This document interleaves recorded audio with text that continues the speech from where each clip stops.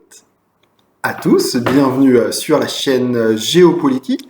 Alors dimanche, on parlait de la purge politique actuellement en cours en Arabie Saoudite avec l'arrestation des 3 plus hauts princes du pays, des 3 princes les plus éminents qui pouvaient prétendre au trône.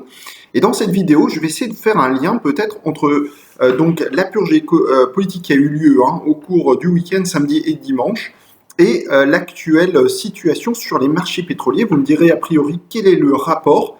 Et bien peut-être il y a en réalité un rapport.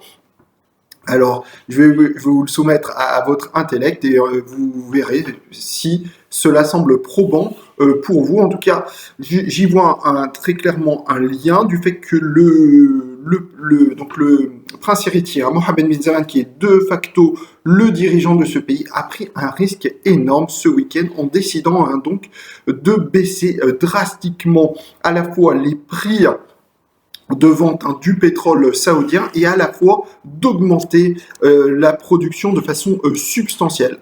Donc ce qui a conduit hier, si vous avez suivi un petit peu la situation sur le marché financier, à un crack sur le marché pétrolier comme on n'en avait jamais vu depuis 1991. Le pétrole a perdu pas moins de 26% en une seule journée hier, et même il perdait pendant la nuit, de lundi à mardi, aux premières heures des échanges, plus de 30%. Alors comment est-on arrivé qu'en une journée, la valeur du pétrole a perdu un tiers de sa valeur? Tout simplement, c'est la décision en fait d'un seul homme, comme on l'avait dit déjà dès dimanche. En fait, Mohammed bin Salman a décidé de montrer son autoritarisme et sa personnalité, cette fois-ci non pas vis-à-vis des princes les plus éminents, mais vis-à-vis de la Russie et peut-être indirectement des États-Unis aussi, mais surtout vis-à-vis déjà de la Russie qui a refusé donc un accord vendredi dans le cadre de l'OPEP. Vous savez que la Russie, même si elle ne fait pas partie officiellement de l'OPEP, est quand même intégrée dans les réunions de l'OPEP. Et depuis 2016, en fait, il y a ce qu'on appelle des accords OPEP+, où les membres de l'OPEP ainsi que la Russie avaient réduit leur production. Mais face à la situation économique et à la baisse de la demande de pétrole qui se manifeste de façon très importante cette année, puisque l'Agence internationale de l'énergie annonce que 90 000, il y a actuellement, du fait du ralentissement économique, 90 000 barils de demande en moins. Et donc, il fallait encore réduire un peu plus, si vous voulez, la production. Et la Russie a refusé.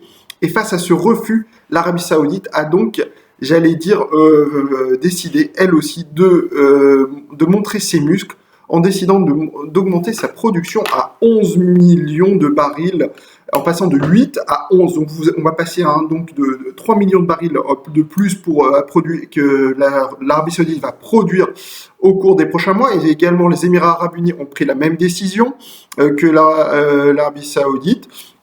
Et la Russie également a décidé, vu sa situation, d'augmenter également sa production, qui est déjà d'à peu près un peu plus de entre 11 et 12 millions de barils par jour. Donc on est face à une guerre de la hausse des productions. Chacun des menants désormais décide d'augmenter sa production. Et en même temps aussi décide de baisser. Et l'Arabie Saoudite, elle a pris en plus dès dimanche le soin de baisser ses prix. Donc par exemple, elle a décidé que vis-à-vis de ses partenaires asiatiques, elle va baisser les prix de 4 à 7 dollars, de 4 à 6 dollars, pardon, 7 dollars vis-à-vis des États-Unis. Et notamment sur les contrats qui concernent l'Arabian Light, c'est la qualité spécifique du pétrole saoudien. Elle va le vendre en fait 10 dollars, 10,25 $ en dessous du prix de référence. Donc par exemple, dimanche, on était à 45 dollars sur le prix du Brent. Elle a décidé sur les contrats à terme du mois d'avril de le vendre donc à peu près à 35 dollars. Et même par exemple, si le contrat a lieu aujourd'hui, par exemple, il était à 33 dollars hier, et ça veut dire qu'elle le vendrait à 23 dollars son Arabian Light. Et en fait, il faut savoir que l'Arabie Saoudite, tout simplement, juste une petite parenthèse, a quand même le coût de production le plus faible de tous les pays producteurs de pétrole, du fait que ça soit sans rentrer dans les détails, un pétrole assez léger, très facile à extraire, de très bonne qualité, très recherché. Donc elle a un coût de production assez faible, et donc elle peut se permettre, et c'est bien pour ça que c'est le calcul de Mohammed bin Salman, c'est de mettre à genoux en fait le reste du monde. Mais tout de même, il sait très bien que avant de mettre à genoux peut-être économiquement le reste du monde, il va passer sans doute des temps un petit peu difficiles économiquement, et c'est là où je fais le lien avec la purge politique dont je parlais dimanche, car là, je pense que l'Arabie Saoudite risque tout de même de souffrir de cette situation, car vendre à peu près à $20 son pétrole, son pétrole, alors certes avec une production en hausse à 11 millions, mais tout de même, ça peut pas se faire du jour au lendemain, cette hausse de production, donc ça va être graduel. Et en plus, les prix vont encore baisser. Il faut savoir que là, si tout le monde augmente sa production et que dans le même temps, vous avez une demande mondiale qui continue de baisser, qui risque encore de baisser, qui peut encore plus baisser du fait que on va vers une situation économique qui continue de se dégrader, et ben là, vous avez un prix qui peut tomber à $20 sur le prix de référence, $10 sur le prix des références. Donc ça veut dire qu'elle va le vendre à 5, $10 son prix du pétrole, peut-être même à $4 son Arabian Light. Donc, il sait que là, les finances publiques saoudiennes vont en prendre un coup. Et d'ailleurs, ça rappelle un petit peu, pour les plus anciens, peut-être pas si anciens que ça, mais tout de même, en 2014, le légendaire ministre saoudien du pétrole, si vous vous rappelez, Ali Al-Naimi, avait fait un pari à l'époque, en novembre 2014, lors d'une réunion de l'OPEP à Vienne, avait décidé, à la grande surprise, de ne pas baisser sa production et de maintenir finalement. Alors qu'à l'époque aussi, il y avait un ralentissement économique, et ça avait conduit, si vous vous rappelez, à une baisse drastique des prix du pétrole.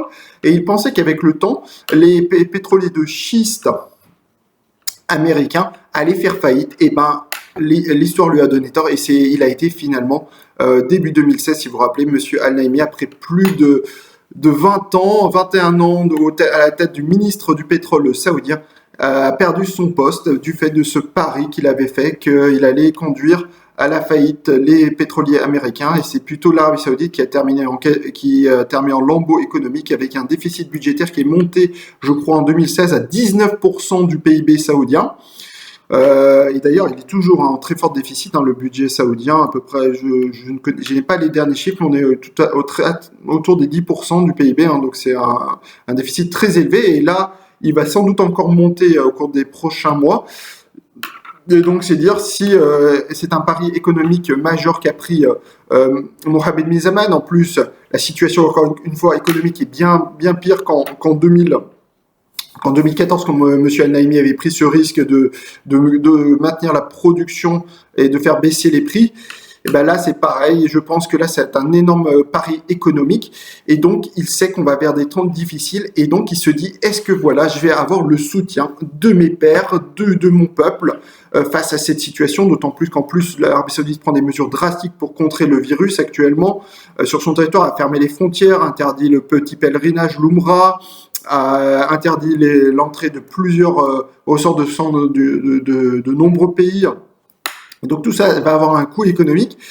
Et donc, est-ce que Mohamed bin Salman va pouvoir tenir, va avoir la loyauté de ses pairs face à ces temps économiques difficiles qui s'annoncent en Arabie Saoudite, avec cette baisse drastique des prix du pétrole qui s'annonce? Encore une fois, on va tomber à $20 au cours des prochaines semaines, peut-être même $10.